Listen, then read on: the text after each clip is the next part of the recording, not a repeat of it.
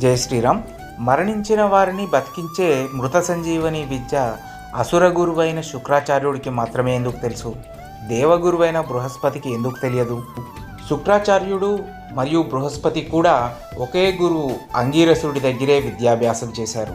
కానీ అంగీరసుడు శుక్రాచార్యుడి కన్నా తన పుత్రుడైన బృహస్పతి మీద ఎక్కువ ధ్యాస చూపిస్తూ పక్షపాతం వహించేవాడు. ఈ పక్షపాత ధోరణిని సహించలేక శుక్రాచార్యుడు అంగీరసుడి దగ్గర నుంచి బయటకు వెళ్ళిపోయాడు.